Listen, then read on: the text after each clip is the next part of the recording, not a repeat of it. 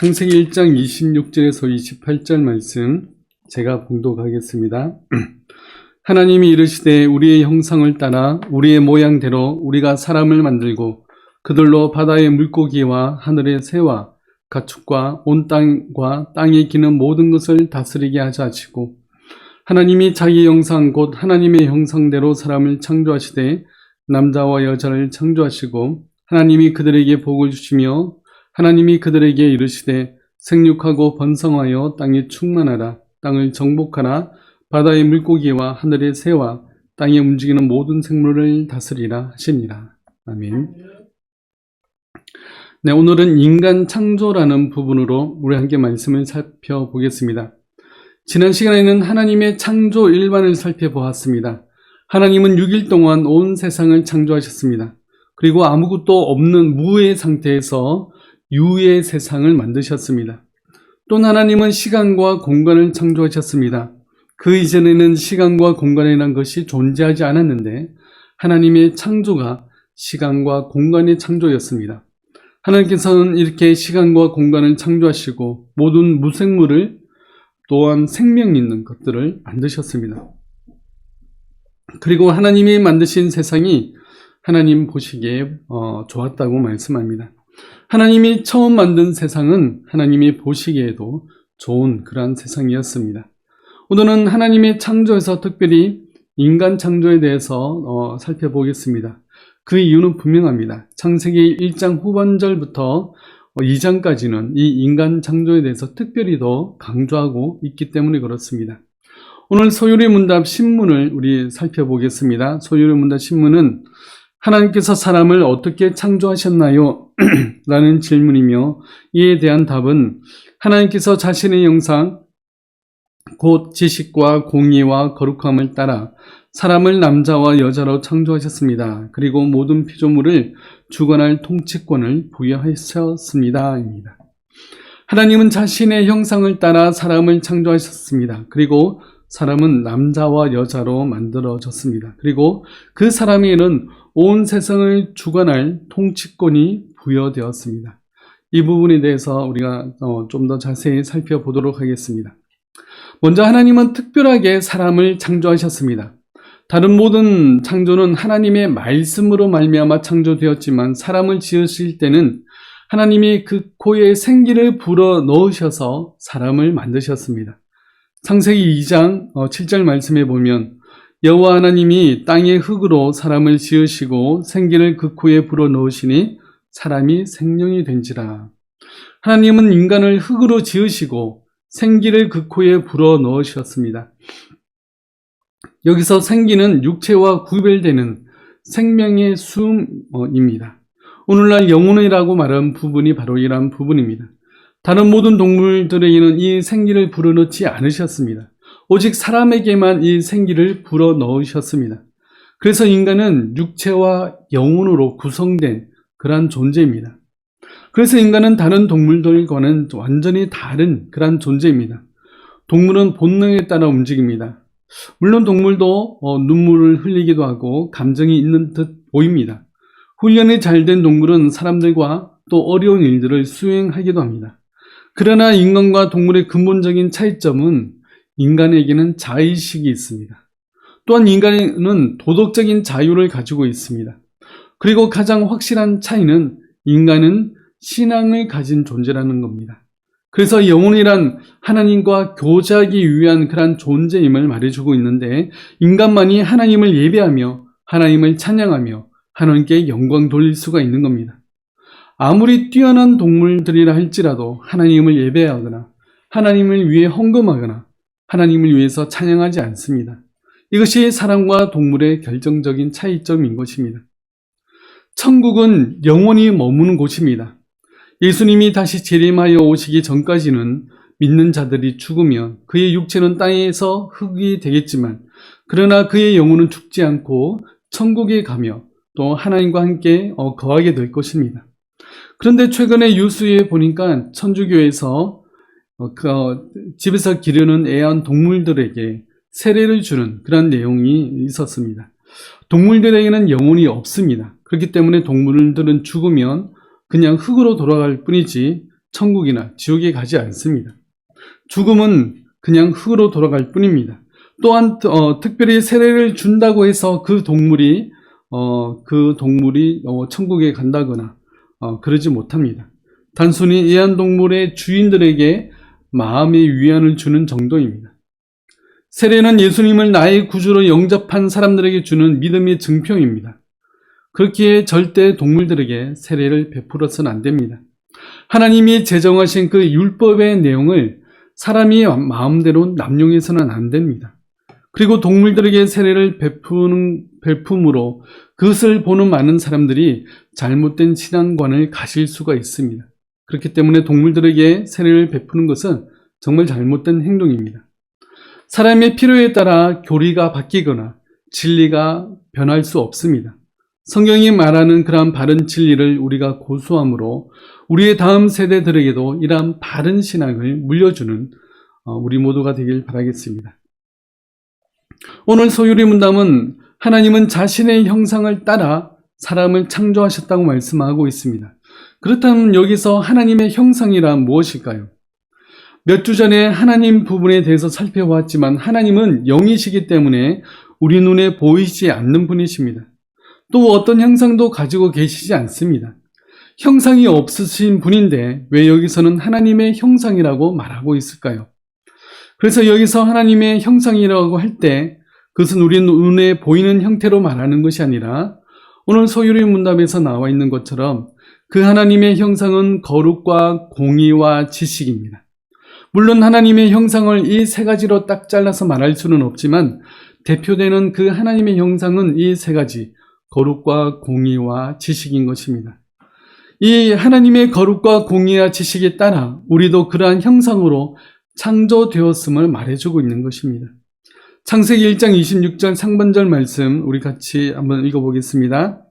하나님이 이르시되 우리의 형상을 따라 우리의 모양대로 우리가 사람을 만들고 우리는 하나님의 형상으로 창조되었습니다. 하나님의 거룩과 공의와 지식을 따라 우리도 그렇게 거룩한 존재로 공의를 행하는 존재로 지식과 지혜가 있는 존재로 창조되었습니다. 하나님이 처음 아담을 창조하셨을 때 아담과 온 세상에는 죄가 없는 그런 상태였습니다. 그리고 죄가 없었던 그 아담에는 특별한 능력이, 특별한 지혜가 있었습니다.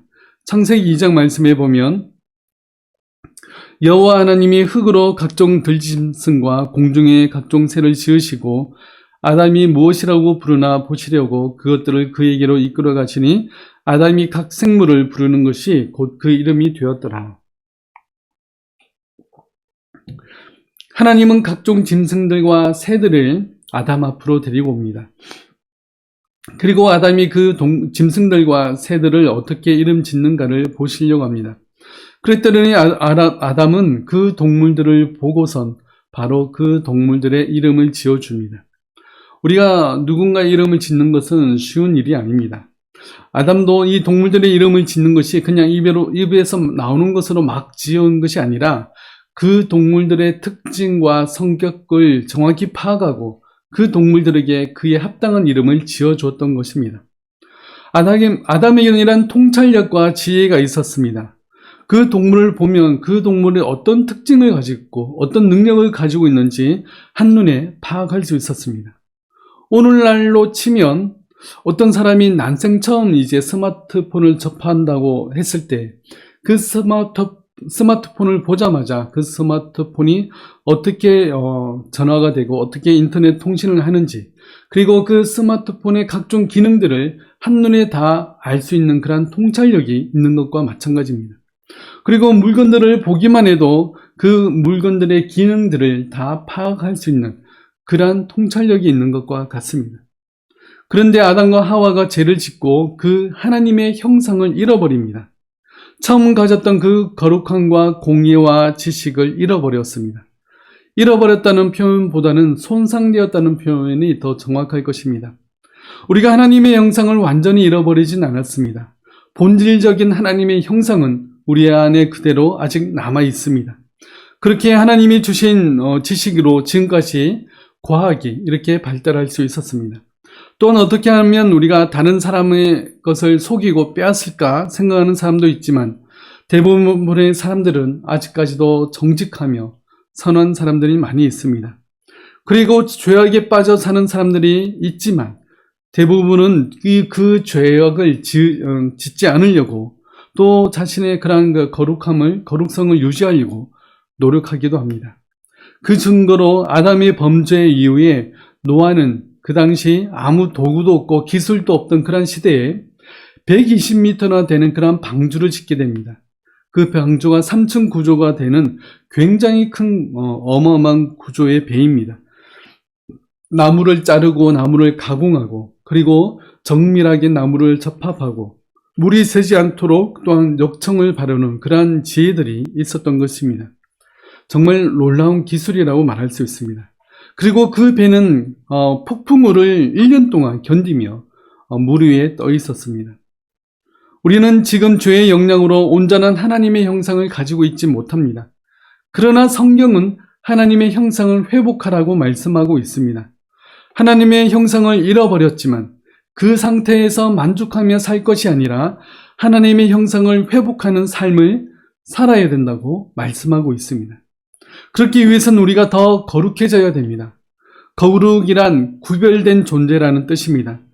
구별되었다는 것은 쉽게 말해 하나님께 헌금하기 위해 우리가 주일 헌금이나 11조 등을 미리 떼어놓는 것과 같습니다.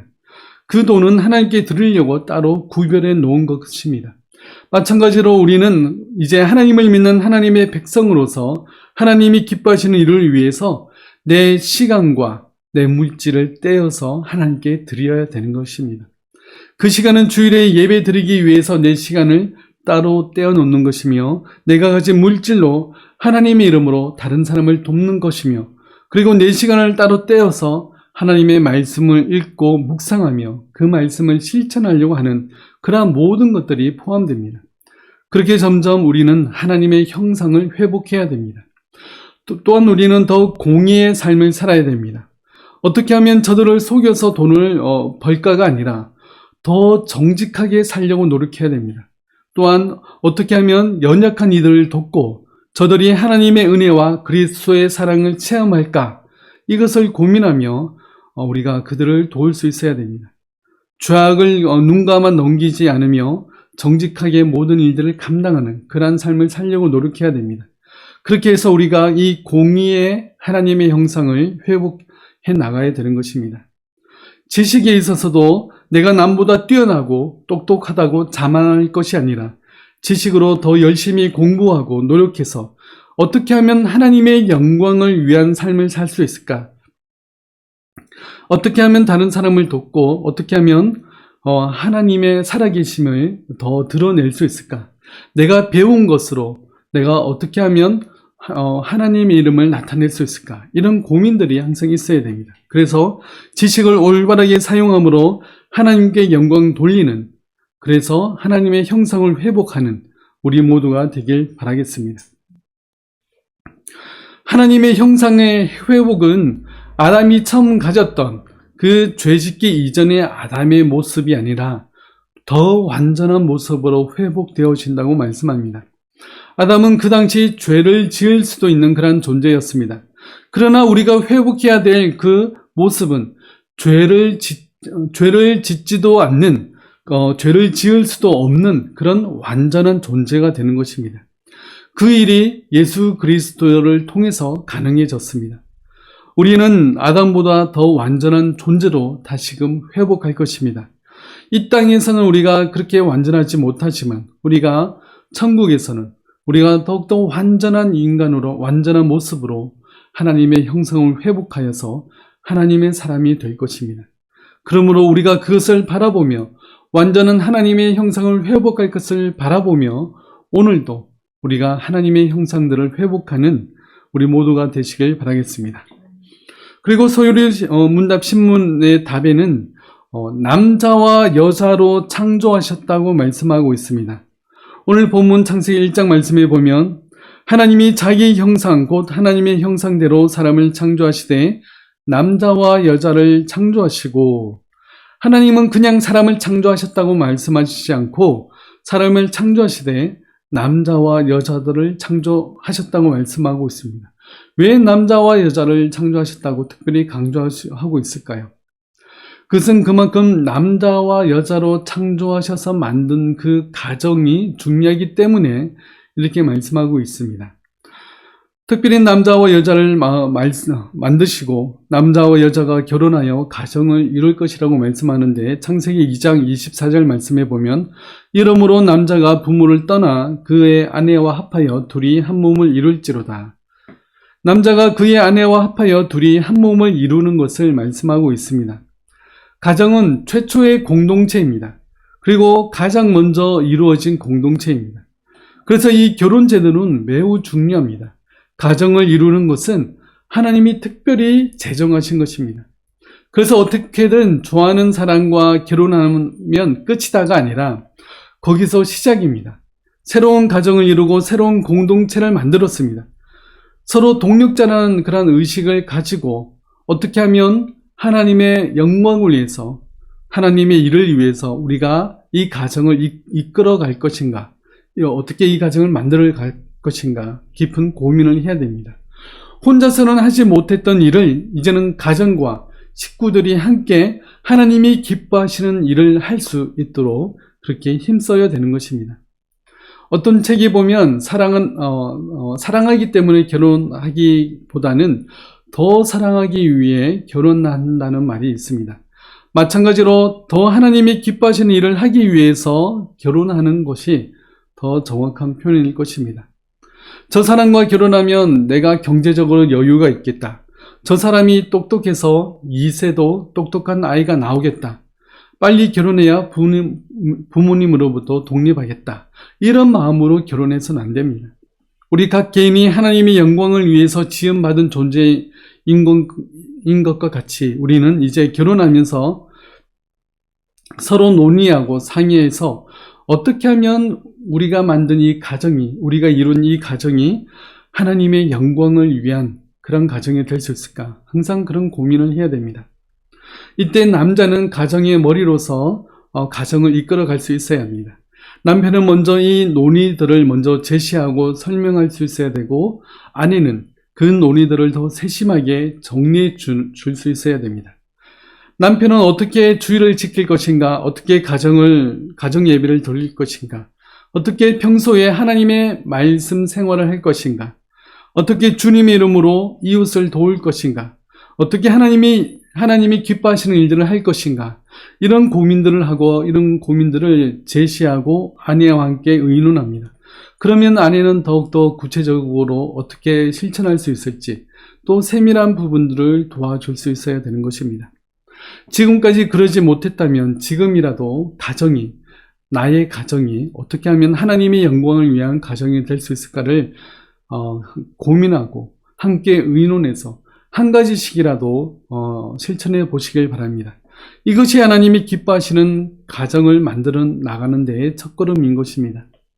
그냥 교회 다니는 것으로 내가 하나님 앞에서 내 할 일을 다 했다라고 생각해서는 안 됩니다.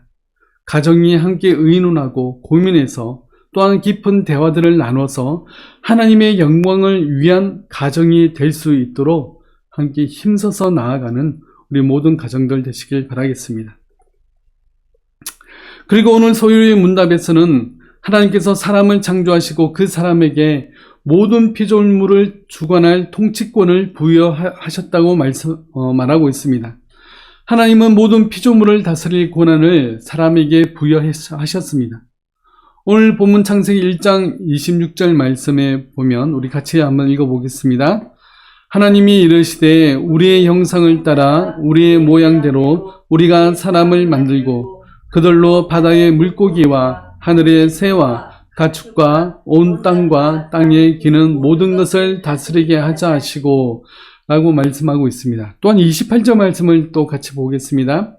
하나님이 그들에게 복을 주시며 하나님이 그들에게 이르시되 생육하고 번성하여 땅에 충만하라. 땅을 정복하라. 바다의 물고기와 하늘의 새와 땅에 움직이는 모든 생물을 다스리라 하시니라. 하나님은 온 세상을 만드시고 마지막 날에 사람을 만드셨습니다. 그리고 그 사람에게 온 세상을 통치할 그 통치권을 주셨습니다. 하나님은 이 세상을 통치할 그 권한을 우리 인간에게 주셨습니다. 그래서 우리 인간은 이 세상을 잘 관리하고 다스릴 책임이 우리에게 있는 것입니다. 이것이 바로 청지기의 삶입니다. 하나님이 우리에게 맡기신 이 모든 자연 세계, 모든 동식물들을 우리가 잘 통치할 권한이, 책임이 또한 우리에게 있는 것입니다. 방금 읽었던 창세기 1장은 인간이 타락하기 이전입니다. 인간이 타락한 다음에는 하나님의 형상을 잃어버렸기 때문에 이 세상을 통치할 권한도 잃어버렸고, 그래서 더 이상 이 세상을 잘 갖고 올 필요가 없다고 말하는 사람들이 있습니다. 그러나 성경에서는 인간이 타락한 이후에도 여전히 그 통치권이 있음을 말해주고 있습니다. 특별히 시편 8편 말씀을 보면 주의 손가락으로 만드신 주의 하늘과 주께서 베풀어 두신 달과 별들을 내가 보니 사람이 무엇이기에 주께서 그를 생각하시며 인자가 무엇이기에 주께서 그를 돌보시나이까. 그를 하나님보다 조금 못하게 하시고 영화와 종기로 관을 씌우셨나이다. 주의 손으로 만드신 것을 다스리게 하시고 만물을 그의 발 아래 두셨으니.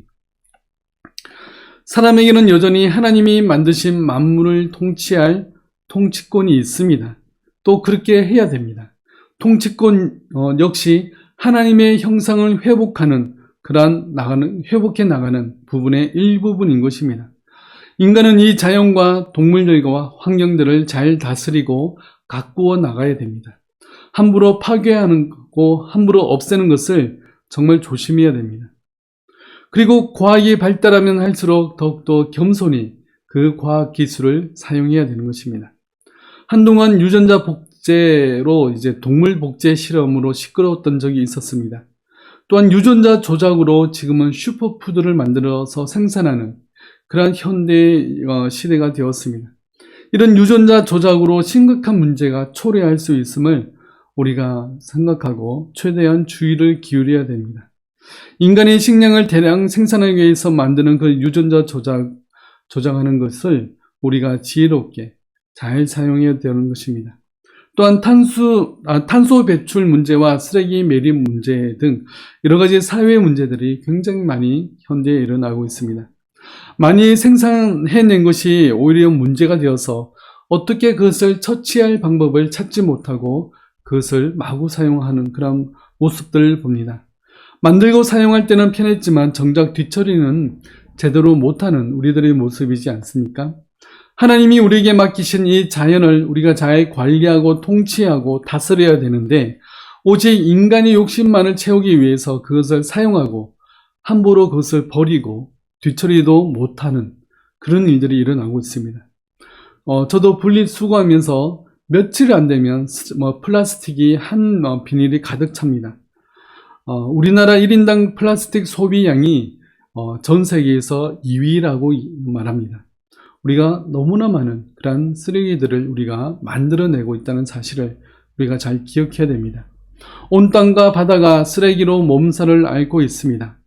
이런 모습은 하나님이 우리에게 맡기신 자연을 제대로 활용하고 다스리고 통치하지 못하는 모습입니다. 요즘은 자연 환경을 위해서 쓰레기를 줄이고 탄소 배출을 줄일 수 있는 그러한 다양한 그런 방법들이 소개되고 있습니다. 이 자연 세계를 아끼고 다스리기 위해서 기독교인들이 더욱더 책임감 있게 이 문제들을 고민하고 행동해야 될 그런 시기가 아닌가 생각합니다. 어떻게 하면 이 자연을 아끼고 돌볼 수 있을지 성경적인 그러한 세계관을 가지고 이 일에 힘쓰는 우리 모든 백성들 되시길 바라겠습니다. 이제 주일학교에서 단순히 성경의 스토리와 인물만을 가르치는 그러한 교육이 아니라 어떻게 하면 하나님의 주권을 더욱더 드러낼 수 있는지를 가르쳐야 된다고 생각합니다. 내가 처한 환경 안에서 어떻게 하는 것이 청지기로서 하나님의 뜻에 합당한 일을 할 것인가를 고민하고 아이들에게 또 다음 세대들에게 이러한 것들을 가르쳐야 됩니다. 또 어떻게 사는 것이 하나님이 기뻐하시는 삶인지를 가르쳐야 됩니다.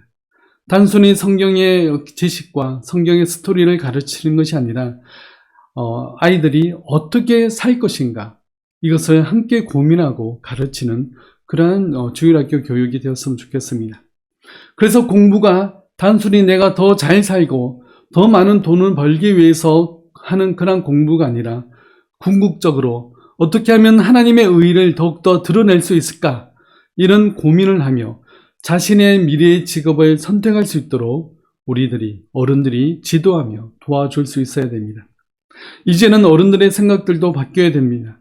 돈이 안 된다고 그 일을 하지 말라고 말리는 것이 아니라 이 일은 힘들고 어려운 일이라고 하지 말라고 가르치는 것이 아니라 힘들고 어렵고 돈은 안 되더라도 그것이 가치가 있고 그 일이 하나님이 기뻐하시는 일이라면 그 일을 할 수 있도록 최대한 지도해야 되는 것입니다.